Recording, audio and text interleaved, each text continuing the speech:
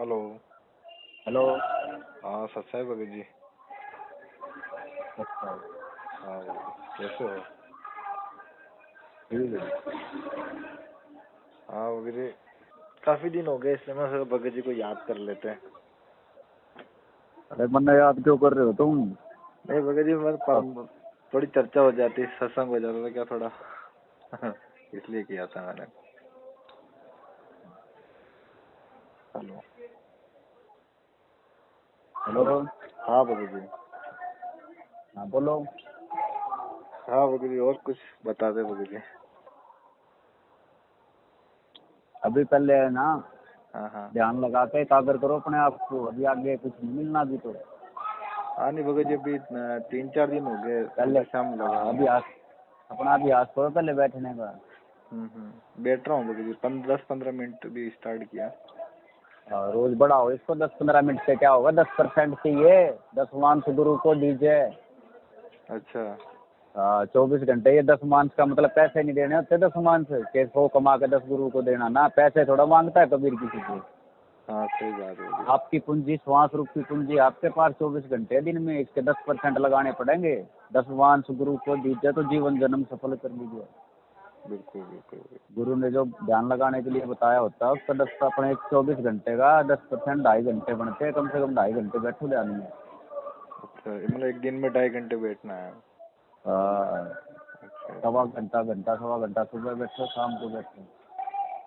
हाँ ज़्यादा भगत आधा घंटा बैठो 3 बार में, लेकिन इसको बड़ा हो गया आपको। तब तक परेशान नहीं है जब तक शब्द प्रकट नहीं होगा। उसके बाद आप उठाने से भी नहीं उठोगे। आप संसार से भाग जाओगे। आप संसार में रहोगे नहीं। जी। हाँ बिल्कुल बिल्कुल। अभी तो भगत जी प्रैक्टिस चल रही है, अभी धीरे धीरे अभ्यास बढ़ाएंगे।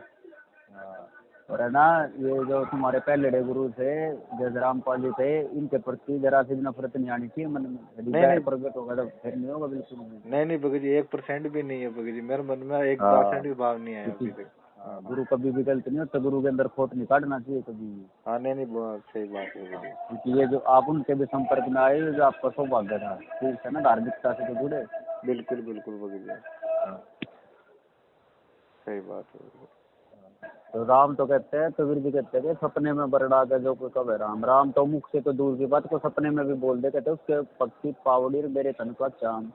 बिल्कुल बिल्कुल। सपने में भी कोई आपके उसमें कम से कम आपके मुंह से परमात्मा को आया तो। बिल्कुल बिल्कुल। तो किसी से भी नफरत नहीं करनी, किसी भी संत से। चाहे कोई भी संत है, तो वो कैसा भी है, बुरा है, अच्छा है, तो आपने नहीं, ये आपका काम है ही नहीं। ठीक है ना। तुम जो है रीस पकड़ लेते हो वाणियाँ पढ़ के। जैसे कबीर जी ने लताड़ रखा है नकली संतों को, गरीबदास ने लताड़ा है, तो तुम भी रीस करने लग जाते, तुम भी लताड़ने लग जाते हो। हाँ वो हमारे और को तुम भी अपने अधिकार आप, भी। क्योंकि तुम्हारे अंदर अहंकार पैदा हो जाता है ना, तुम अपने आप को कबीर और गरीबदास समझ के तुम भी लताड़ने लगे। तो पुलिस को अधिकार है लठ मारने का। तो गलती चल रहा है तो हम थोड़ा मार सकते हो उसको लठ। बिल्कुल बिल्कुल बिल्कुल। हम मारेंगे तो हमारे ऊपर भी कार्रवाई हो जाएगी। मैं चोर को जान से थोड़ा मार सकता हूँ। उसको सजा कौन देगा? जज देगा। मैं अपने घर ले जाकर उसको सजा दूंगा तो मेरे को भी कैद हो जाएगी साथ में। बिल्कुल बिल्कुल। ये संतों को लताड़ने का अधिकार हमारे को नहीं है। चाहे कोई कैसा भी संत है, हमारे को हक ही नहीं उनको कुछ कहने का। ये काम बिल्कुल परमात्मा का, वाप से उल्टेंगे। कौन सही कौन गलती, करता का काम है, हमारा थोड़ा है। बिल्कुल बिल्कुल। इसलिए तो कबीर जी ने इशारे दिए, भाई जो करेंगे वो करेंगे, तू क्यों है उदास, तू क्यों देख हम परेशान होता उनको देख के, तो अपनी साधना कर। बिल्कुल बिल्कुल भगत जी। तो कभी बेटा ये मत सोचा करो कि रामपाल जी अब हमने इससे छूट के तो अब उसकी बुराई शुरू कर दिया, ये कह दिया तो अधूरा था, ये था। कोई अधूरा नहीं है, कोई पूरा नहीं है संसार में। किसी पूरा होता है, गुरु क्या करेगा पूरा? किस पूरा ना होगा तो क्या करेगा गुरु पूरा? बिल्कुल बिल्कुल भगत ठीक है ना। और किस पूरा होगा तो गुरु अपने आप, गुरु कैसा भी हो तुम पार हो जाओगे। जी। बिल्कुल सही बात है। क्योंकि साधना से पार हो गए। अगर तुम गुरु किस पूरा होगा तो वो गुरु पूरा नहीं है तो अपने आप तेरा पूरे से टकराव होगा कहीं ना कहीं। बिल्कुल बिल्कुल सही बात है। ठीक है ना। तो कभी भी किसी भी संत में कमी नहीं निकालनी है। पीछे को ब्रह्मा का पुजारी, तुम्हारे पता है ये कई संतों के संपर्क में आगे तुम ये सोच बैठे हो कि ब्रह्मा विष्णु महेश की पूजा करने वाला मूर्ख होता है, पत्थर पूजने वाला मूर्ख होता है। ये बिल्कुल गलत बात है। कोई मूर्ख नहीं होता है। बिल्कुल कबीर जी ने किसी को भी नहीं कहा कि वो मूर्ख है। हाँ हाँ ठीक है सही। ना। बिल्कुल भगत क्योंकि विष्णु के भक्त की भी तो कबीर जी कहते हैं कि कोई किसी भी रूप में किसी को पूज रहा है, मैं उसकी मदद करने के लिए उसी रूप में जाऊंगा। प्रहलाद की मदद करे नरसिंह रूप में जाके। बिल्कुल बिल्कुल भगत, जबकि वो तो इसलिए विष्णु जी गरीबदास जी भक्त भी थे। कहते हैं ना कि नरसिंह रूप धरा गुरु राया हिरणा, किसको मारने गाया। बिल्कुल भगत जी। तो जहाँ पर भी सत होगी वहीं पर उसी रूप में जाकर मदद कर देंगे। कोई विष्णु का पुजारी है, वो आत्मा से सत है, उसके अंदर सत है, कपटी नहीं है वो, तो महाकबीर जो है वो आज विष्णु के रूप में पहुंच जाओगे शिव जी के पुजारी के पास। नरसिला की हुंडी गाली सावल सेठ का आया, अरे ज्योति का ब्याह आन पड़ा तो मैं भाती बन का आया। कौन कह रहा है? कबीर कह रहा है। वो था कबीर, सर्व कला में सभी कलाओं में निपुण कौन है? कबीर है, ठीक है ना। सर्व कला संपूर्ण है, सब पीरों का पीर, अनंत लोक में गांजा का नाम कबीर। सारी जगह वही प्रकट होता है, सभी कलाओं में, सारी कलाएं उसी की तो है ये। बिल्कुल बिल्कुल। तो क्या वो कृष्ण रूप में, इसलिए तो कहते हैं कि सुन रामानंद राम अमर मैं बावन नरसिंह दास गरीब कली कली हम ही कृष्ण हम ही। प्रत्येक कली में मैं हूँ, फूल में जितनी भी कली हैं वो तेरे को न्यारी न्यारी दिखाई दे रही है, लेकिन उनकी जड़ एक है, सारे एक डंडी, ठीक है ना। जैसे कमल के फूल में 20 पत्तियां हैं, वो तेरे को 20 पत्ती तू गिन के बताएगा कितनी पत्ती है, आप बोलोगे 20 पत्ती है, लेकिन उन 20 पत्तियों का आधार कौन है? वो जड़, डंठल।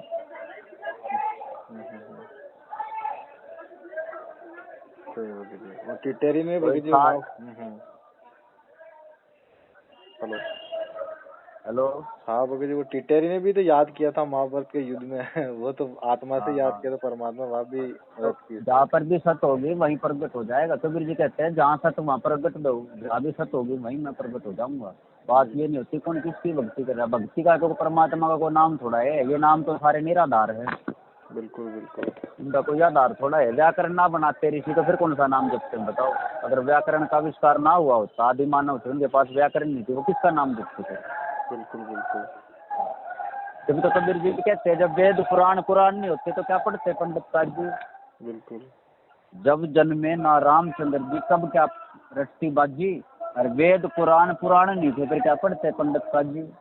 बिल्कुल। तो वो नाम तो पहले भी था ना भाई, उस नाम को प्रकट करना है जो वेद कथे पुराण भी नहीं बन रहे, तब का नाम है वो। बिल्कुल बिल्कुल सही बात, ठीक है ना। सही सही। तुम जब ध्यान में बैठोगे ना, देखो एक अशिक्षित व्यक्ति है, पता है, और वो खेतों में काम करता है, उसको कितनी मजदूरी मिलती है? 200 रुपये 300 रुपये मिलते हैं ना। बिल्कुल बिल्कुल। लेकिन जब आप अक्षर ज्ञान प्राप्त कर लेते हो, अक्षर ज्ञान प्राप्त करके आप अक्षर बन जाते हो, आपको बैठने के लिए कुर्सी मिलती है, नए कपड़े मिलते हैं, और बच्चे की गाड़ी मिलती है, और 2-2 लाख रुपए सैलरी मिलती है, साहब आपको साहब। अरे आम आदमी जो है एक्सिस, वो आपको साहब बोलता है। बिल्कुल बिल्कुल। तो अक्षर में कितनी ताकत आई। बिल्कुल सही बात होगी। और जब अक्षर से आप निअक्षर में प्रवेश करोगे, फिर आप उसी का ईश्वर का रूप हो जाओ, खुदा हो जाओगे। बिल्कुल। ठीक है ना। इसलिए गरीबदास जी कहते हैं कि अक्षर माही निअक्षर है रे दूज हमारा ज्ञान। आपको गुरु एक अक्षर बताओगा, जब उस अक्षर पर लो लाओगे ना आप, तो उस अक्षर की रटन से जब ध्यान लगाओगे तो आप निअक्षर में प्रवेश कर जाओगे। वो अक्षर छूट जाएगा और निअक्षर में प्रवेश। जैसे जहाज पहले जमीन के ऊपर भागता है, जमीन अक्षर है, लेकिन जब वो भागता रहता उसकी स्पीड बन जाती है तो एकदम उठ जाता है, वो आसमान में उठ जाता है, फिर उसको जमीन की जरूरत नहीं, अक्षर की जरूरत नहीं, वो निराधार हो गया वो। बिल्कुल बिल्कुल। ठीक है ना। अब वो विहंगम चाल में आ गया, वो निराधार हो गया, अब उसको आधार की जरूरत नहीं है। बिल्कुल सत्य बात। तो इसलिए कहते हैं कि निराधार है शब्द हमारा। तो अक्षर से ही निअक्षर में प्रवेश करा जाओ। इसलिए गरीबदास जी कहते हैं कि अक्षर माही निअक्षर है रे दूज हमारा ज्ञान। अक्षर में निअक्षर खोज सूक्ष्म वेद को ध्यावे रे। ठीक है ना। बिल्कुल। क्योंकि अक्षर से ही आप निअक्षर से तो आप अक्षर में आए, अक्षर से आप अक्षर को भी भूल गए फिर। ठीक है ना। तो 3 पैड़ी से उतर के नीचे उतरे तो 3 पैड़ी चढ़ने के लिए भी तो पहले अक्षर को समझना पड़े, फिर अक्षर से निअक्षर में प्रवेश करोगे, निअक्षर से फिर अपने समझ में वापस पहुंच जाओगे। बिल्कुल बिल्कुल। ठीक है ना। तो ये जो मूर्ख आदमी कहते हैं ना, जैसे नितिन वर्गे भाई अक्षर नहीं जपना चाहिए, किसी काम के नहीं है। अरे जिस रास्ते आए उसी वही तो रास्ता है घर जाने का वापस। अक्षर से आप गिरे, अक्षर से गिर के तो आप निअक्षर से टूट के तो आप अक्षर में आए, अक्षर से टूट के आप बिना अक्षर के हो गए। यानी कोई मंत्र भी गुरु नहीं बनाया, कोई नाम भी नहीं आपके पास। ठीक है ना। उस अक्षर को प्रकट करने के संत बताते हैं निअक्षर में आपको खुद प्रवेश करना। जैसे जमीन दे दी हमने जहाज को उड़ने के लिए, उड़ना तो जहाज ने है, भागेगा तभी तो उड़ेगा, उठेगा वो ऊपर। मैं सर को थोड़ा उठाऊंगा जहाज को। बिल्कुल बिल्कुल। जब जहाज भागेगा गति करेगा तो फिर वो निअक्षर में प्रवेश कर जाएगा। बिल्कुल सही बात। हाँ, वो सत्य बात है। तो हमने जो है संसार को ज्यादा जानने की कोशिश करते हैं, हम ज्ञान के अंदर कमियां निकालना, चतुराई खेलना, बुद्धि से ये बुद्धि का विषय नहीं है। भक्ति कहीं बुद्धि लगा के शास्त्रों में से क्वेश्चन खोजना है, मूर्खता का काम होता है ये। बिल्कुल बिल्कुल सही बात है। हाँ, किसका एक ही धर्म होता है, बस जो बता दी उस पर काम करना। जो संसार की सुनोगे तो भटक जाओगे। इसी को कहते हैं गुरु वचन पर टके कटके फंद कि सबसे कुछ कुछ पूछ करके जाओ, आप बदलता जाओ, मन रोज बदल जाएगा। ये मन की कलाबाजी है, मन सोचता है कहीं गलत तो नहीं बता दिया, रास्ता रुक जा, वो वाणी और ले उसको देख पढ़ के एक बार दोबारा देख इसमें क्या कह रहे। संतों की गति को तुम नहीं समझ सकते। संत एक पेज पे कुछ बोल लेंगे, दूसरे पे कुछ बोल लेंगे, तुम नहीं समझ सकते। संतों की गति गोई दादू जाने ना कोई। बिल्कुल सही बात है। हाँ, वो करेड़िए की तरह होते हैं। करेड़िए को देख के जाओगे, दोबारा देखने आओगे, किसी को बुला के लाओगे, जितना रंग बदल जाएगा वो। आप सोचोगे तो दूसरा करेड़ी आ गया, वो कहाँ गया, जबकि वो वही था। एक पेज पे बोल देंगे ओम सोम मंत्र जप ले, अगले पे बोल देंगे राम सुमरो भाई, राम सुमरो भाई, अगले पे बोल देंगे सत कबीर आदि नाम है सत कबीरा। तो आप बिछड़ जाओगे, क्या जपू क्या जपू। ठीक है ना। बिल्कुल बिल्कुल। संतों ने गरीबदास है कबीर जी, इन्होंने केवल कमलों के भेद को प्रकट किया है। ठीक है ना। सार भेद को गुप्त रखा है। कमलों का भेद क्या होता है, जैसे कमलों का भेद दे दिया। जैसे क्या है, ये मूल कमल है, ये 4 पंखुड़ी का है। बिल्कुल आपको इसको कमलों के भेदों को ओपन कर दिया। जैसे आपने गणेश जी के लोक में देख पाना है कि ये बात सच भी है कि नहीं, तो आप इसकी एक विधि होती है, उसका आपने ध्यान लगाना मूल कमल के ऊपर। लाल रंग है उसका, आपको रंग भी पता होना चाहिए। धुनी उसकी किलियम किलियम धुनी है। अगर जाओ आप किलियम किलियम धुन लगाओगे, रोज बैठोगे ध्यान में, तो ऑटोमेटिक आपकी सुर्त जो है मूल कमल में पहुंच जाएगी गणेश के पास। फिर उससे आप बात भी कर पा सकते हो, उससे मिल के भी आ सकते हो और देख के भी आ सकते हो। तो कमलों के भेद को तो प्रकट किया है। अच्छा अच्छा। हाँ, लेकिन ये संतों की साधना नीचे की नहीं थी। संत का मार्ग शुरू होता है, संत मार्ग शुरू होता है ऊपर से, बिल्कुल 10वें द्वार से। क्योंकि इसलिए कहते हैं ना, त्रिकुटी कमल में पदम जलते, जहाँ से ध्यान लगाओ, त्रिकुटी कमल में चरण है। हाँ, वहाँ सतगुरु मिलेगा सतलोक में। सतलोक में आपको भेद मिलेगा शब्द का। ठीक है ना। सतलोक तक लेके जाएगा आपको। 10वें द्वार पे जब पहुंचोगे, वो धुनी आपको पकड़ के सतलोक तक ले जाएगी। फिर वो धुन बदल जाएगी आगे, बदलती चली जाती है। जिस जिस मंडलों से उत्ते गुजरते चले जाओगे, कहीं सो हम की धुन प्रगट हो। गिरिदास जी कहते हैं ना कि सो हम धुन लगे दर्द बंद दिल माही। सतगुरु पर्दा खोलना है, परालोक ले जाए। फिर आगे परालोक में ले जाएगा। फिर कहते परालोक के बाद फिर कहते परासिद्धि पूर्ण पटरानी ब्रह्म जोगिनी माया अंश कोट अवतार के करता हो आया। वहाँ पर ये बैठे हैं, जो अवतार बैठे हैं, जो बार बार में भगवान बन के आ जाते हैं पृथ्वी का अवतार लेके। तो ऐसे ऐसे जो है वो सार शब्द ही सारा है, सार शब्द का ही खेल। वही जिस जिस मंडल से गुजरता है उसकी आवाज में बदलाव आता चला जाता है। जैसे आपकी फूक जो उनसे यंत्र में मारोगे बदल कर कन्वर्ट होकर निकलेगी, पीपनी में मारोगे तो अलग आवाज निकलेगी, बांसुरी में मारोगे तब फूक वही है, आवाज बदल बदल के निकलती चली जाएगी। सत्य बात। लेकिन फूक वही है। वो एक ही आदमी तो सारे यंत्रों को बजा रहा है। कभी वो पीपनी बजा रहा है, कभी बांसुरी बजा रहा है, कभी किसी चीज को बजा रहा है। तो एक ही उंगली कभी गिटार पे जाएगी तो अलग आवाज देगी, वही उंगली सितार पे जाएगी तो अलग धुन निकलेगी। ठीक है ना। तो वो सार शब्द ही जहाँ से होके गुजरेगा वो अलग धुन प्रकट कर देगा। लेकिन उसकी मूल धुन जो है उसको कोई नहीं बांध सका, जो उसकी मूल धुन है। ठीक है ना। उसको विचारों में वाणियों में नहीं बांधा जा सकता। वो आपको खुद पता चलेगा जब आप धुन को छोड़ के अगली धुन में प्रवेश करते करते वहाँ पहुँच जाओगे ना, जब मूल धुन का तब पता चलेगा मूल चीज वो क्या है, वो कैन सुनने से नहीं आ रहा है। इतिहास और कथा तो इसलिए लिखा जाता है ताकि आप उनको सुन के आपके अंदर एक जोश बने तो मैं भी प्राप्त करूँ ये चीज देखने करने। बिल्कुल बिल्कुल। जैसे अखबारों में कोई बच्चा अच्छे नंबर ले आता तो गवर्नमेंट अखबारों में निकलवाती है उसको। किस लिए निकलवाती है? हमने को पढ़ के उसको लाभ देना है, हमने 10 रुपए देने, लेकिन अन्य का जोश बनाने के लिए, ताकि अन्य बच्चों में भी जोश आए, वे भी इसकी तरह पढ़ के ज्यादा नंबर प्राप्त करके देता है। बिल्कुल बिल्कुल सही बात है। और इन वाणियों को लिखने का यही उद्देश्य है। इन वाणियों को प्रथाली में धूप लगा कर घुमाने के लिए नहीं बनाई होती। इन पे चवर हलाना है, इसको घुमाना। ठीक है ना। क्योंकि ये भी तो जड़ है ना, 52 अक्षर भी तो जड़ है। इस पे चवर करने का क्या फायदा है? सही बात है। ठीक है ना। इसको चवर की जरूरत है, बताओ। गर्मी लगती ना वाणी को, सर्दी लगती ना वाणी को, इसको चवर करने की क्या जरूरत? चवर जीवित आदमी से कर लो, उससे तो चवर का फायदा भी होगा, मक्खी उठ जाएंगी उसकी। बिल्कुल बिल्कुल। ठीक है ना। और चवर पुराने समय के थे, अब आज हमने चवरों की जरूरत ही नहीं है, क्योंकि अब तो पंखे आ गए। पहले तो फैन नहीं हुआ करते, गुरु के ऊपर चवर कराया करते। अब तो पंखे आ गए, कूलर आ गए, अब जरूरत ही नहीं उस चीज की, टेक्नोलॉजी आ गई। अब क्या हम डेली घी के दिए जलाते हैं प्रकाश करने के लिए घर में। बिल्कुल बिल्कुल क्योंकि अब रोशनी आ गई, इलेक्ट्रॉनिक आ गई, अब जरूरत ही नहीं उसकी समय खराब करने की। बिल्कुल सत्य। लेकिन हम तो लकीर के फकीर हुए पड़े, इसलिए गरीबदास जी कहते हैं कि मन के धीर बांध ले बावले, छोड़ देना पाछले गिरीत उतारेंगे। सही बात है। लेकिन हमने तो खेल बना लिया चवर हलाने का। चलो जी चवर हलाया, जो एक पाठी पढ़ रहा है दूसरा उसके ऊपर चवर कर रहा है, पंखा टेबल फैन आ गया, अपने चवर की जरूरत नहीं। और ज्यादा परंपरा नहीं बानी है तो फिर व्हीकल का प्रयोग क्यों करते हो तुम यात्रा में? पहले तो पैदल जाया करते तो गिर रविदास तुम भी पैदल चला करो। हाँ सही बात होगी जी।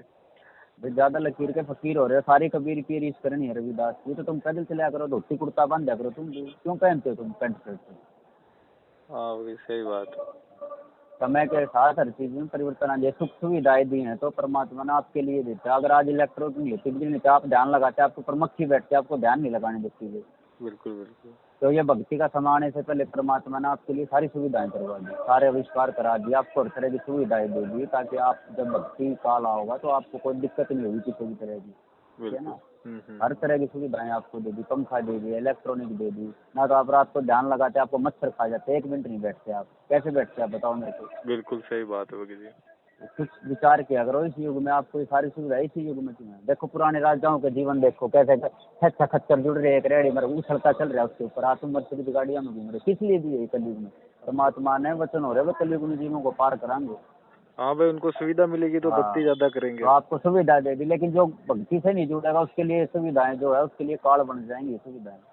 हाँ है ही है वकील जी, सही बात है। लेकिन जो मार्ग को समझेगा उसके लिए अमृत बन जाएंगी। बिल्कुल बिल्कुल वकील जी।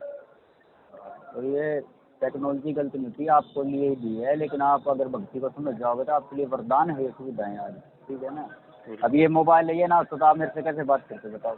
बिल्कुल सही बात है आप वकील जी। आप पेट के लिए धंधा करते हैं, संत ढूंढते फिरते बताओ। वो धंधा करते हैं तो हाँ, कहीं तो मिल ये जाए तो। हाँ सुविधाएं भी, हाँ ये सुविधाएं परमात्मा ने इसीलिए कलयुग में आपको विस्तार करा के हर तरह की सुविधाएं दे दी हैं, ताकि हर आदमी जो है सुविधाओं का लाभ उठा के अपने ध्यान में बैठ सके। अब कितना बढ़िया माहौल है, पंखे लग रहे, कूलर लग रहे, अपना बैठ कर ध्यान लगाओ। पाप और पुण्य दोनों से ना, आप ध्यान लगा रहे हो ना, आप पाप कर रहे हो ना पुण्य कर रहे हो, बताओ। आप शरीर से बाहर होने की कोशिश कर रहे हो, बिल्कुल बिल्कुल सही बात। आप अंदर जाने की कोशिश कर रहे हो ना। बिल्कुल वकील जी। हाँ, तो अंदर कैसे बढ़ेगा आदमी। आप खुराक से बाहर निकले, खुराक से तो अंदर बढ़ोगे। बिल्कुल सही। 10वें द्वार का मतलब ये नहीं होता दोनों आंखों के बीच में जो चमड़ी है उसके ऊपर सुर्ख लगाना ना। हम्म।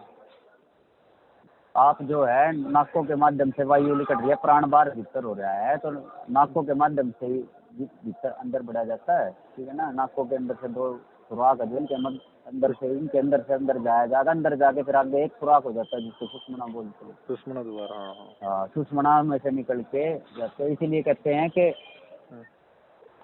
इला पिंगला मध द्वार है, सुषमन शुल्क लगावे रे, और तिल परवान एक ब्रह्म रंधर है, वह मन हस्ती नहीं समावे रे।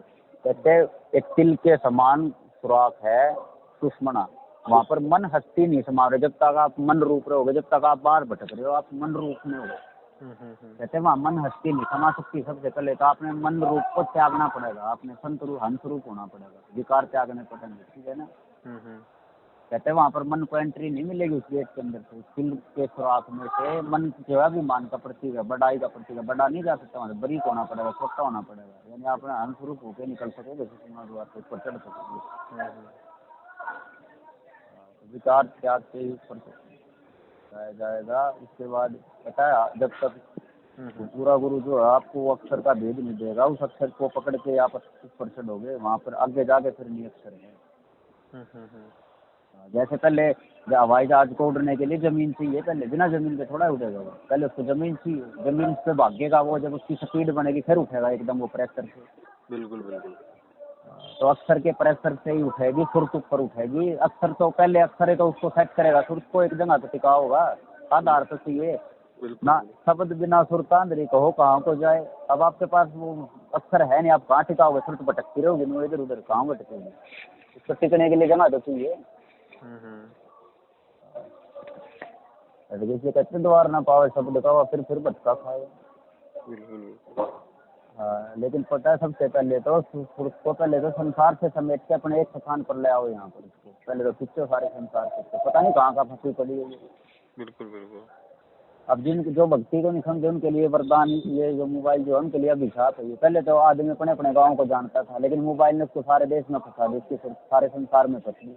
अमेरिका, ब्रिटेन, कनाडा सब कुछ देख लेता है 1 सेकंड में इसमें। जो चीज देखी सब जगह सुर्ख फंसी है। बिल्कुल बिल्कुल। तो ज्यादा से ज्यादा खाली समय में संतों की वाणियाँ पढ़ो, उसको गहराई से समझो। समय जितना ज्यादा हो सके ध्यान में समय लगाओ, समय को खराब मत करो। आपका जो मूल उद्देश्य है वो ध्यान से ही सिद्ध होगा, ठीक है ना। हाँ, ये पढ़ना गुणना तो रोग है भाई, पढ़ना गुणना रोग है, उलझे दुनिया माही। बिल्कुल और 52 अक्षर बन गए, आगे की खुद नहीं। सत्य बात है। पढ़ना और गुना, पढ़ लेना फिर उसको गुनगुनाना, कहते हैं तो रोग है। सत्य बात। मनुष्य जो है ये 84 लाख योनियों का मिश्रण है। इसके अंदर 84 लाख योनियों के गुण है मनुष्य के अंदर, जो उनका भंडार है। सभी को 84 लाख योनियों कहाँ से प्रकट हुई? पहले तो मनुष्य थे सारे, मनुष्य कर्म करके तो 84 में गया। बिल्कुल बिल्कुल।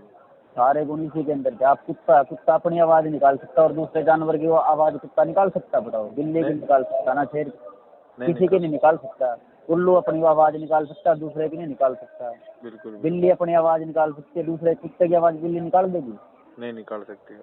लेकिन मनुष्य सबकी आवाज निकाल देगा। आप कुत्ते की तरह भी भोग के दिखा दोगे, बिल्ली की तरह, चूहे की तरह, हर तरह की आवाज निकाल देगा मनुष्य, क्योंकि इसके अंदर 84 लाख योनियां इसी के अंदर है सारी, एक के अंदर। और ये परमात्मा की वाणी भी गा देता है, संत भाषा को भी बोल देता है। क्योंकि 84 लाख योनियों का रास्ता यहीं से निकलेगा। जैसा आपका स्वभाव होगा भक्ति नहीं करी तो आप वहीं उसी योनि में प्रवेश कर जाओगे आप। सारी योनियां अंदर ही तैयार होना चाहिए, ठीक है ना? बिल्कुल। जैसे गरीबदास जी कहते हैं ना कि एक मक्खी के मूत्र में करोड़ करोड़ कृमि है, और एक अंड के सूत्र में करोड़ करोड़ ब्रह्मांड है। बिल्कुल। ठीक है ना? आपके एक एक रोमकोप में से करोड़ करोड़ सृष्टियां पैदा होने लग रही हैं। बिल्कुल बिल्कुल सही बात है। इसलिए कहते हैं कि जाति अर्ध रूम पर सकल पसारा, ऐसा पूर्ण ब्रह्म हमारा। आपकी इच्छा से ही सृष्टि पैदा होने के लिए है। यदि आप यहाँ पर बच्चे पैदा करने की इच्छा करते हो, किसी चीज की इच्छा करते हो, तो आपको तो यहाँ, कई लोग कहते हैं महाराज जी आशीर्वाद दे दे मेरा घर बस जा। अरे तू नहीं यहाँ घर बसाना है, फिर वहाँ से तो लोग जाके क्या करेगा, तो यहीं बसना है। ठीक है ना? तो ये तो ये अगर शादी से पहले बचपन में ये ज्ञान मिल जाए तो हमने जरूरी क्या है पछड़े में पढ़ने की, पहले बात समझ में आ जाए। अब जो बंध चुके हैं उनके लिए अपना लगो, क्यों हम अपना समय खराब करें? जीवन को जितना ध्यान लगाओगे, बचपन में से बच्चे लग जाते हैं 15, 16, 17 साल के, अगर वो ध्यान लगा के अपने काम को सिद्ध कर ले तो तुम्हें ज्यादा जीवन की जरूरत नहीं पड़े। जीवन थोड़ा भला जैसे छुमरन हो, क्या पता परमात्मा तुम्हारी 25 साल की उम्र में पीछे छुटा दे, यहाँ से जरूरी है क्या करोगे? क्या जब अपना घर मिल गया वहाँ पहुंचो। बिल्कुल बिल्कुल सही बात है। आयु बढ़ाना तो मूर्खों का काम होता है जो आयु मांगते। गरीबदास जी ने 6 बच्चे बताओ, दोनों का देह छुटवा दी थी समय पर। बिल्कुल।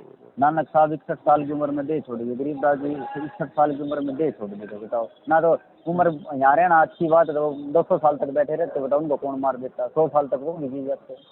हाँ सही बोले, ये तो लोगों की गंदा है यहाँ पर। लेकिन हम जो है, हम एक जब मृत्यु का नाम आते, कितने बड़े भक्त बन रहे, हमारी गिग्गी बन जाए एकदम। क्यों? हमारा मोह है संसार में, मांगते कहाँ है? बिल्कुल बिल्कुल। संत की वाणी भी पढ़ लेते हैं, हमके जीवन थोड़ा भला जैसा सुमरन हो, लेकिन हमें पूरा जीवन चाहिए। पोते भी देख लूं, पर पोते भी देख लूं, नहीं बैठा रहे। तो भक्ति का तो खाली हम ड्रामा कर रहे हैं, हमने भक्ति को समझा कभी? बिल्कुल बिल्कुल सत्य बात है। ये तो जीवित मरना भाई, संत मते मैं मताओ, इससे दूर रहो तुम। संत मता तो जीवित मरना है, तलवार की धार के ऊपर चलना है। अपनी ब्रह्मा विष्णु महेश की पूजाएं करो, आरतियां उतारो, खूब करो, इससे सब कुछ मिल जाएगा आपको, सुख समृद्धि वैकुंठ पर। लेकिन संत मता तो भाई ये तो कायरों का काम है, तो शूरवीर का काम है, क्या पता क्या कुर्बानी देनी पड़ जाए। सही बात है। क्योंकि जिसने दुनिया को खाना है वो अपना साधनाएं करो, देवताओं की पूजा करो। और जिसने भाई अपना संसार में फिर दोबारा नहीं लौट के आना, वो संत मते का होगा। बिल्कुल बिल्कुल। कहना बहुत आसान है, संत मते पे चल लूंगा, लेकिन चलना बहुत मुश्किल है भाई। थोड़ी ऊपर सेज लखाई, कहो गुरुदेव कौन विद जाई। कहते कि ऊपर जाऊँ तो थोड़ी ऊपर सेज बता दी, गरीबदास जी कह रहे हैं। बिल्कुल बिल्कुल। थोड़ी टूट कर जाया जाएगा। थोड़ी टूटना क्या होता है कि जीवित ही मर जाना। बिल्कुल बिल्कुल सत्य बात। हाँ, वो जीवित मरा कहाँ जो बच्चा पैदा करने की उम्मीद लाए बैठे हैं, वो तो जीवित है, मरा कहाँ? उसका तो मन जीवित है। मन को कित मारे उसने, मने तो भोग विलास करेगा। बिल्कुल बिल्कुल मन नहीं करता वो। सत्य बात। भोग विलास करने के लिए आपको काल रूप में प्रकट होना पड़ता है। देखो ये जो काल महाराज का ये लोक है ना, इसके पास जीव नहीं थे, रूह नहीं थी उसके पास। जब उसने ये 3 लोक मांगे तो ये खाली थे उसके पास। अब बीज था नहीं, खेत तो ले लिए पिता से, बीज है नहीं, वो है खेत में। बिल्कुल। हाँ, फिर उसने जो है जब ज्योति मांगी तो उसको निरंजन दे दिया गया। निरंजन को भेज दिया गया, जिसको ज्योत कहते हैं, ताकत कहते हैं, बीज शक्ति निरंजन है। निरंजन ने भग करके 3 गुण पैदा कर दिए, रजगुण सतगुण तम गुण। तो इसी के आधार पे सृष्टि पैदा हुई है। आप कहीं से नहीं आए हो, आप एक बीज से ही सारा विस्तार होया पड़ा है ये। ठीक है ना? जैसे एक बाजरे का दाना हमने धरती में बो दिया, अब वो बाजरे के दाने से एक पेड़ बनकर 100 दाने उस जैसे पैदा हो गए उसी के जैसे। क्या वो 100 कहाँ से आए? को पूछे को का मूर्ख है तो अलग लोग से आए हैं, कहीं से नहीं आए। उसे एक दाने के 100 बन गए ये। बिल्कुल बिल्कुल।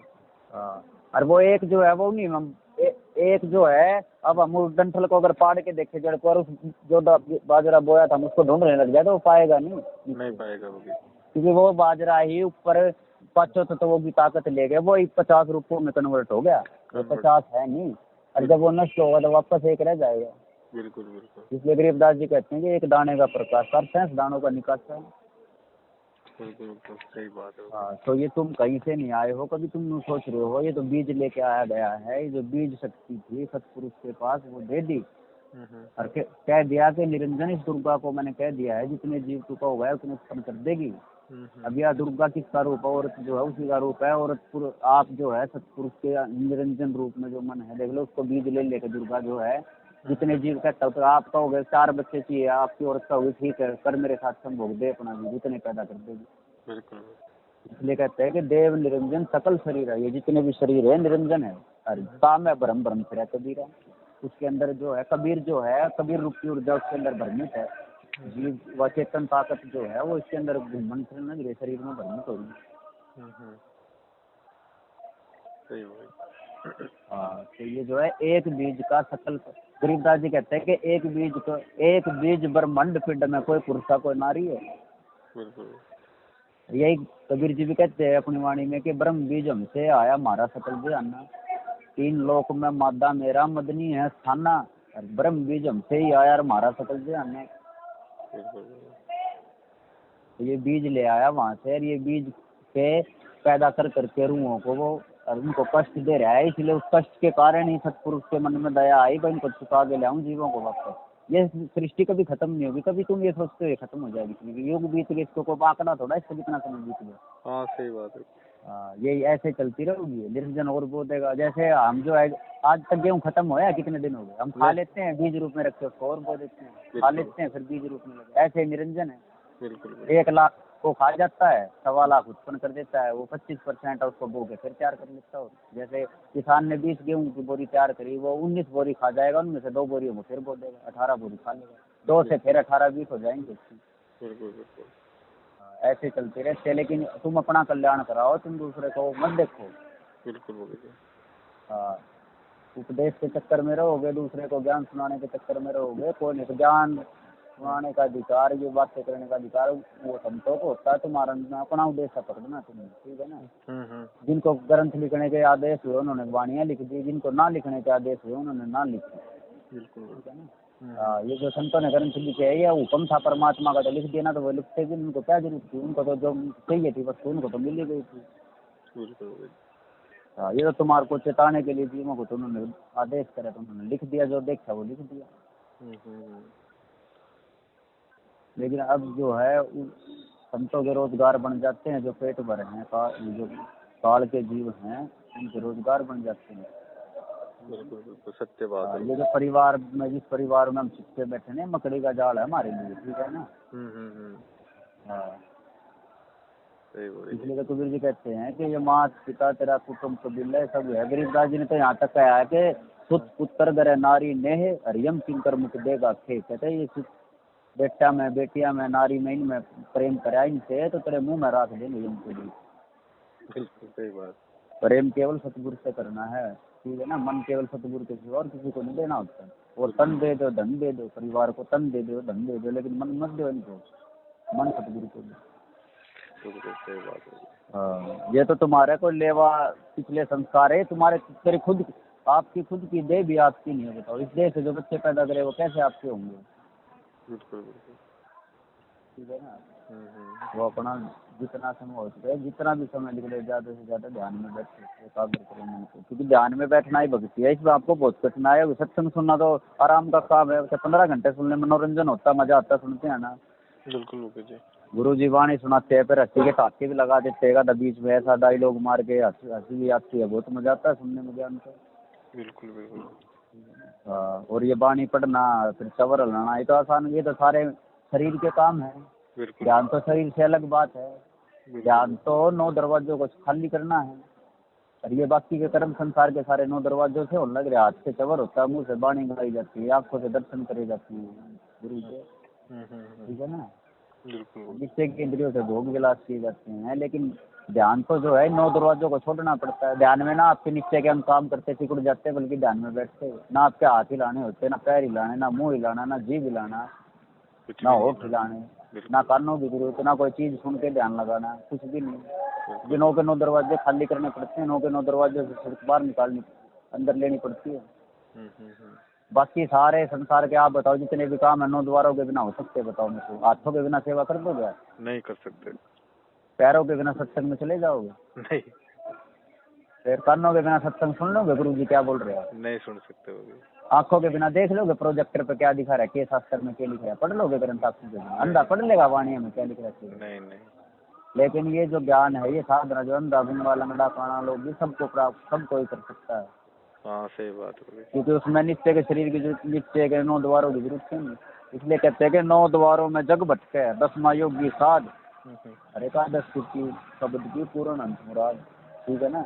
बिल्कुल इन निश्चय के कमलों में नहीं है, रोम रोम में जात जपले, अष्ट कमल दल में 8वें कमल में सतगुरु से मिलाप होगा। हेलो। बाहर के बिना अंदर का नहीं मिला, अंदर के बिना बाहर का किसी काम का नहीं। बिल्कुल दोनों को समझना है, इसको समझ के अपना ध्यान में ज्यादा से ज्यादा बैठो, ध्यान साधना तो भगत जी ज्यादा जो है ये मोबाइलों के अंदर जो पंच चले हुए हैं ना, इनकी तरफ ज्यादा मत देखा करो, मत किसी के बात सुना करो। कौन कबीर के बारे में बता रहा है, कौन रविदास के बारे में। ना तो कबीर आपको आगे यहाँ से पकड़ के लेके जाओ, ना रविदास जाओ, वो तो जा चुके, मुक्त हो चुके, वो यहाँ क्या करने आएंगे। जैसे कई भक्तों के फोन आते, बोला मैं एक संत के पास गया था, उसने मेरे को जान में बिठा के नानक दिखा दिया। मगर नानक है नहीं, उसने दिखा दिया, फिर नानक यहीं भटक रहा है। वो तो सब माया का खेल होता है, उनके पास सीधी है, वो माया से वो कोई भी आकार दिखा देते हैं आपको। आकार तो माया, वहाँ लग माया जानी है, जहाँ लग खड़े आकार। फिर मैं उसको बोला तो उसको ये कह देना मेरी श्रुति सतलोक में पहुंचा देना भाई, मुझे मुक्त कर देना मन से, क्योंकि मन से तो वो है, मुक्त नहीं है, तभी तो चमत्कार दिखाने लग रहा है। बाकी वही ले जाके छोड़ देता और क्या। अगर आप किसी कोई गुरु आपको चमत्कार दिखाता है और आप चमत्कार से प्रभावित हो गए, तो आप काल के जाल में फंसते समझ गए। क्योंकि गिरफ्तार जी कहते अष्ट सिद्धि की अटक ना मानने, आगे कदम बढ़ावे। जो 8 सिद्धियों की अटक मान गए इन महल जगह से चमत्कार दिखाने से, तो कहते इनमें मत उड़ जाए, आगे कदम बढ़ा तू, तो आगे चल सतलोक में पहुंच, सतगुरु के दर्शन करके वहां सब उनका भेद लेकर पहुंच जा आगे सतलोक में। बिल्कुल जैसे कहते हैं ना सतलोक से आगे कुछ भी नहीं, क्यों नहीं है भाई। अगम लोक रहा, अलग लोक रहा, नामी लोक रहा, फिर शब्द रहे आगे। बस सतलोक की रचना भी तो किसी ने की होगी। बिल्कुल सतलोक को सतपुरुष तो कहीं से आगे बैठा होगा, बिल्कुल पुरुष राजा बना होगा, वो दरबार बनाया होगा उसने, वो बैठा होगा, वो सामग्री भी थी उसके पास जो उसने निरंजन को दी, ठीक है ना। 5 कतव दिए उसने निरंजन को, 3 लोक दिए उसने। ये चौथे लोक से 3 लोक टूट के अलग हो गए, विमान की तरह चल पड़े। धर्म राय के चले विमाना, मान सरोवर राय प्राणा। बिल्कुल तो है ना, सत्पुरुष ही जो सत्पुरुष है, ये जो अलग अलग कलाओं में शब्द प्रकट हो रहा है, कहीं सत्पुरुष रूप में, कहीं किसी रूप में, ठीक है ना। साध से सतगुरु भय और सतगुरु से भय साध, ये तीनों अंग इसके हैं। गति कुछ अगम अगाध अवस्था है, न्यारी न्यारी है, अंग तीनों एक ही है, ठीक है ना। ये आपका जो शरीर है, ये भी भगवान है, ये सतगुरु भगवान है। बिल्कुल इसके अंदर सूक्ष्म शरीर है, वो सूक्ष्म भगवान है, फिर कारण है, ठीक है ना। सूक्ष्म कारण और स्थूलम, ये तीनों है ब्रह्म समूलम। ये 3 भगवान है, लेकिन चौथा पद जो है वो निर्वाण पद। आपने चौथे पद में जाना है, चौथे पद ही मुक्त निर्वाण पद है, वही मुक्त है। चौथे लोक में पहुंच गए, 3 लोक से निकल गए, मन और माया को लांग गया। बिल्कुल और मुक्ति इतना को बच्चों का खेल होता है, मंत्र जब को देश मर लिया, 2.5 लाख साल तक ध्यान लगाने वाले कलाबादी खिलाड़ी मन थोड़ा जीतता है। मन जीतता जाएगा शब्द से, शब्द सुन के मन पति आई। ध्यान तो मारकंडे ना, आप तो 1 घंटा 10-15 मिनट लाते तो लगातार बैठे रहे 2.5 लाख साल तक। वो तो 88,000 वर्ष तक ध्यान लगाया, ठीक है ना। किसी ने कितने बड़े, लेकिन उनके पास जो है पूरा सदगुरु नहीं था, वो शब्द प्रगट नहीं हुआ, जिसको सुन के मन काबू हुआ। शब्द के बिना मन को नहीं जीता जा सकता। बिल्कुल ये जितने भी गुरु है, इन्होंने मन को कहाँ जीता। मन को ये विदे होते तो किस लिए नए नए वस्त्र पहन के नई नई पोजों में फोटो खिंचवाते बताओ। बिल्कुल सही बात है गुरु जी। ये तो अपने आप को दे समझ के तो मैं श्रृंगार, अगर दूसरे को तो कहते हैं कि साधु संत ने श्रृंगार नहीं करना चाहिए, और ये श्रृंगार नहीं तो और क्या भाई। 15 जितने रोज के नई नई गाड़ियाँ होनी चाहिए, जितनी बार सत्संग करे उतनी बार स्टेज बदल जाती है, नया सोफा नया कवर, ये क्या है ये बार बार। ठीक है ना। तो साधु साधु का फकीर बनना है ना, फकीरी को एक अलग चीज होती है। गरीबदास जी तो ये तक कहते हैं कि रुखी सुखी बाती कोई ना मन बढ़वा मांग ले चटनी, जो चटनी भी मांग ले रोटी के लिए उसको भी बढ़वा बता दिया। हमने तो नए नए पकवान बना कर हमने खेल बना लिया, आश्रम खोल खोल के खीर हलवे खाने को। खाओ खुराक का पेन फंसा वाली बात हो। अपना खाओ पियो मौज, फिर वह खा खा कर गुंडे पड़ जाते हैं। क्योंकि ध्यान साधना से मैं तो बैठते नहीं है, मंत्र जब जब से गुंडे पड़ गए। जो भी मंत्र जपेगा वो राक्षस बन जाएगा। जैसे भस्मागिरी है, जितने भी इन्होंने मंत्रों की साधना करी थी राक्षस बन गए, बताओ। ठीक है ना। भस्मागिरी है, रावण है, रावण ने क्या था, रावण ने भी जप करे थे, जप कर करके देख लो कैसी प्रवृत्ति होगी। ठीक है ना।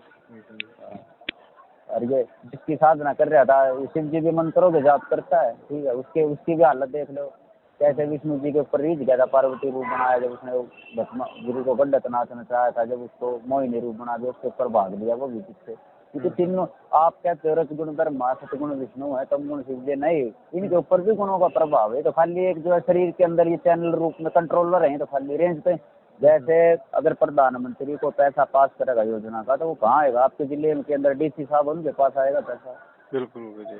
और वो आगे वितरित करेगा उसको, किसको कितना देना है। तो डीसी साहब से कंट्रोलर है वो पैसा थोड़ा है, डीसी साहब मालिक थोड़ा है, वो तो कंट्रोलर है, तो ऊपर से जो ऊर्जा आई उसको बांट रहा है पब्लिक में। ठीक है ना। तो ब्रह्मा विष्णु महेश तो खाली कंट्रोलर है, शरीर के अंदर रेंज देते हैं ये। जैसे आपको औरत दिखते शाम के समय आप अपनी औरत के पास जब जाते हैं तो रजोगुण ब्रह्मा ऑटोमेटिक रेंज खोल देता है आपसे उत्पत्ति कराने के लिए, बीज शक्ति लेने के लिए। आप प्रभावित होते जाते हैं ना। तो औरत तो आपकी माता जी की औरत है, उसके पास जाके आप रजोगुण से प्रभावित क्यों ना होते। बिल्कुल आपकी बहन भी है। तो जब वो देख लेता है भाई इसका पति पत्नी का सहयोग बना रहा है क्या समाज की दृष्टि में, इसमें ऑटोमेटिक वो आपके अंदर ऑटोमेटिक रेंज खुल जाएगी, रजोगुण जा फटाफट अपने कार्रवाई में लग जाएगी। ठीक है ना। बिल्कुल। फिर आप सुबह उसका फटाफट रोजगार की तलाश में निकल पड़ते हो, रोजी रोटी में। वो किसकी रेंज है, कौन है आपको जो कहता हो तेरा गुजारा नहीं होगा, कमाओ और बढ़िया बादाम खरीद ले और ज्यादा कमाओगा, तो रुखी खा के क्या करेगा, बादाम खा, तो खीर हलवा बना लिया आज त्योहार है और ज्यादा कमा ले। ये किसका गुण, ये सतोगुण का प्रभाव है। रेंज खोल देता है वो, आपको ध्यान में बैठने नहीं देगा ना, 2 घंटे और कमा लो। जैसे दुकानदार टकटकी लगाए बैठा रहता, दुकान पर बढ़ाने का उसका मन नहीं करता, शायद और गाहक आ जाए, शायद और गाहक आ जाए, और भी बिक जाएगा माल और पैसे बच जाएंगे। कौन है ये सतोगुण काम कर रहा है। बिल्कुल। और फिर ध्यान का समाज से जानबूझ के लेट कर देगा दुकान पे, घर जाके सोचेगा ध्यान लगाना, तो इसलिए ध्यान लगाओगे को नहीं, क्यों, तमोगुण आ जाएगा, थकान कर देगा, सुला देगा आपको, थकान हो जाएगी शरीर में। बैठे नहीं जा रहे हैं, चला तो 10 मिनट बैठ जाऊँ फटाफट करके दिखावा ड्रामा करके मैं पढ़ के सो गया, क्या है ये तमोगुण का प्रभाव है ये। बिल्कुल। तो इसलिए कबीर जी कहते हैं कि गुण तीनों की भक्ति में भूल पड़ा संसार में ब्रह्मा विष्णु महेश भी संसारी हैं। बिल्कुल। ये भी संसार में आ जाते हैं, एक ना भूला, दो ना भूला, भूले सब संसारी। ब्रह्मा विष्णु महेश देख लो, ये तीनों देवा घर बारी। अरे विष्णु भी तो रजोगुण से प्रभावित होता है, वो तो सतोगुण होता है, तो वो रजोगुण से प्रभावित होता है, वो भी तो बच्चे पैदा करता है। उसको भी तो क्रोध आता है तभी तो राक्षसों को मारता है, वहाँ सुदर्शन चक्कर छोड़ते हैं। सही। तो कहने का मतलब ये तीनों देवताओं को भी गुणों ने कैद अपने जाल में फंसा रखा है। बिल्कुल। हाँ, ये इनके अंदर भी तीनों गुण है। शिव जी के अंदर रजोगुण भी है, सतोगुण भी है, वो प्रेम भी करता है, वो संहार भी कर देता है। तो गुणों के का कार्य जो है वो, ये गुण जो है यही हमारे को बार बार जन्म में बात है। इसलिए गरीबदास जी कहते हैं कि रजगुण ब्रह्मा सतगुण विष्णु तम गुण शिव जी का आवे रे, और सबसे पद का भेद न्यारा कोई बिरला साधु पावे रे। लोगों ने वाणी का अर्थ न समझ के न समझ लिया कि रजगुण तो ब्रह्मा है, सतगुण विष्णु है, तम गुण शिव जी है ना। ये तो खाली कंट्रोलर है, ये गुण अलग चीज है। क्योंकि गुण पहले ब्रह्मा विष्णु में इस बाद में पैदा हुए, पहले गुणों से प्रभावित होकर तो पैदा करेंगे। क्योंकि दुर्गा इनको जन्म पैदा करती है, रजगुण कहाँ से पैदा होते हैं, ब्रह्मा विष्णु में इसको जन्म किसने दिया, दुर्गा ने। और उसके साथ संभोग किया निरंजन ने, तभी तो पैदा हुए। बिल्कुल सत्य बात। ठीक है ना। तो गुण जो है, ये गुणों के कारण ये इस शरीर में 5 तत्व और 3 गुणन का बंगला अधिक बनाया। पर इस बंगले में साहेब बैठा है सतगुरु भेद लखाया। कहते इस शरीर जो है 5 तत्व और 3 गुणों का देह बना रखी और बंगला बना दिया। लेकिन कहते इसमें सतगुरु भी बैठा है। बिल्कुल साहेब बैठा है, वो सतगुरु ने भेद बताया जो, लेकिन वो भेद के द्वारा ही प्राप्त करा जा सकता है। ठीक है ना। बिल्कुल लेकिन आपको मैं धीरे धीरे जो है इंद्रियों को कंट्रोल करके 3 गुणों के दायरे को दबा देना है। इसको कम से कम प्रयोग करना। जैसे हमने पंखे आज जितनी स्पीड से चलाना है, हम उसको कंट्रोल में रखते हैं ना, खोल लिए ज़्यादा। अगर उसका कंट्रोलर ना हो तो आपको पागल कर देगा पंखा, सर्दी चढ़ा देगा आपको।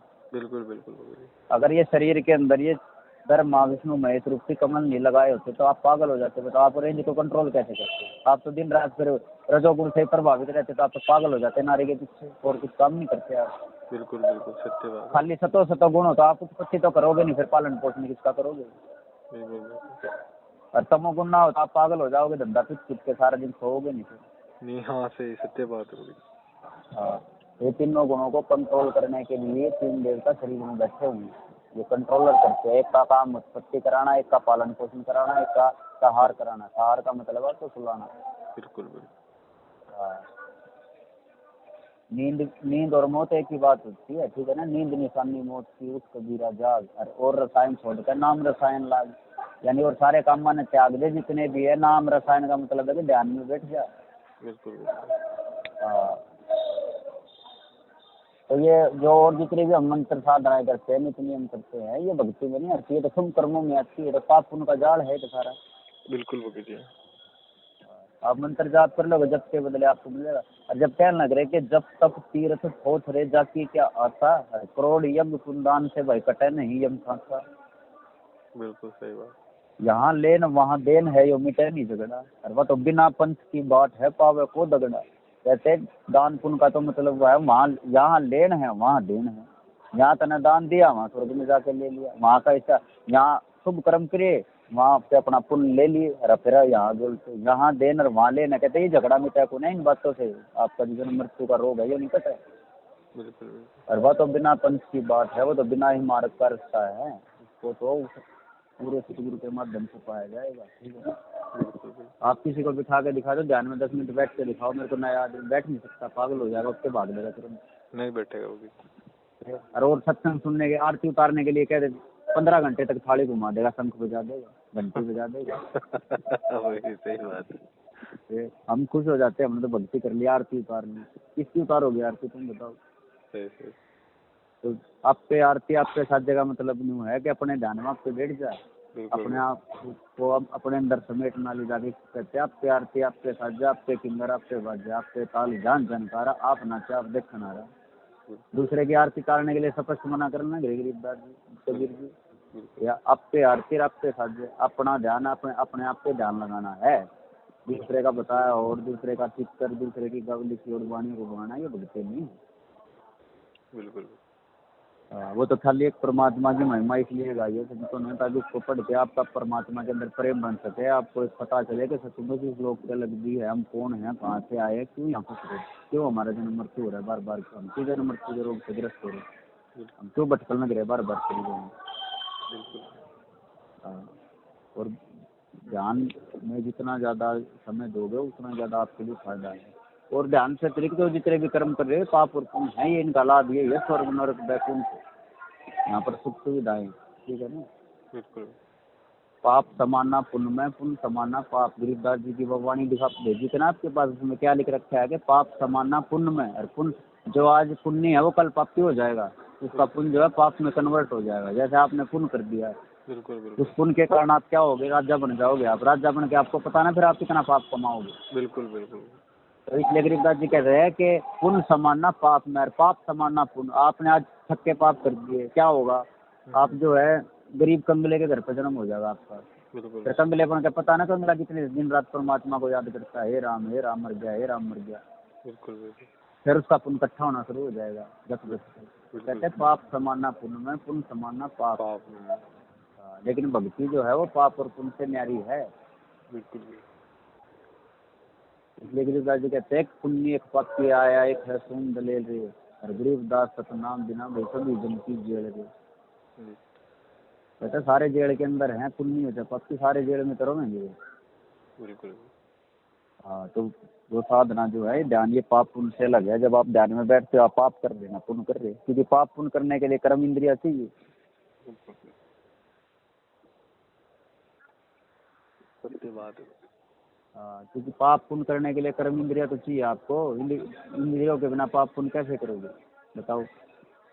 हाँ सही बात है। लेकिन ध्यान के लिए इंद्रियों को हाथ की जरूरत है ना, पैर की जरूरत है ना, दांतों की जरूरत है ना, जीभ की जरूरत है ना, कानों की जरूरत है ना, किसी चीज की जरूरत को नहीं। फ्री होगी इंद्रिया, इंद्रियों को तो छोड़ दिया आपने। इंद्रियों पे सवार हो तो आप जब तक सारे पाप और पुण्य कर रहे हो इंद्रियों पे सवार होगे तो करोगे। बिल्कुल बिल्कुल। अरे ध्यान में जब बैठोगे तो इंद्रियों से नीचे उतरना पड़ता है, इंद्रियों को तो खाली छोड़ना पड़ता है, बिल्कुल नौ द्वारों को तो छोड़ देना पड़ता है। बिल्कुल। ठीक है बोलेंगे ठीक है। अच्छा है। सत्य है।